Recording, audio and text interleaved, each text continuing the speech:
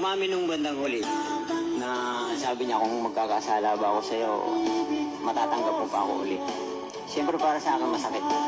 Tinanong niya yung kung sakali o nagkasala na siya. Yun ang tanong ko. Sabi ko, bakit nagkasala ka na ba? Sabi niya, hindi na siya sumagot. Tapos yun na, yung umamin na siya na may karelasyon na siya. Hanggang sa pag-uwi rito, sinama sa bahay. Ha? Ano? Sinama pa sa bahay niyo? Opo. Pilipino? Pero nagpaalam po siya sa akin na baka pwedeng isama ko dyan. Kasi nga, hihiramin daw yung bunso namin. Pumayag po ako. Pumayag ka? Para sa mga bata, gusto nila makita Gusto nila makita yung anak ko. Masakit. Kasi nakakapanghinayang. Almost 16 years po kaming nagsama.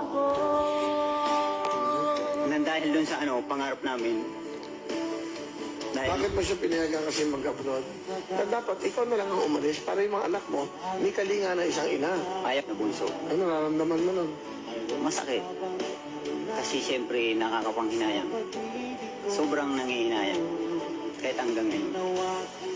Pero unti-unti nang Pero ngayon ba, may asawa ka? wala po. Hindi ko magawang dahil yung mga anak ko, 4 na sa akin. Lahat ako yung tumatagpo. Eh wala naman akong anak ko. Good luck. Isa inyo. Tapos kahit pa paano mag-ingat ka pa rin lagi para sa mga anak mo.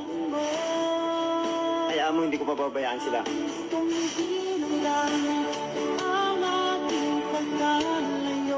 Halos magunaw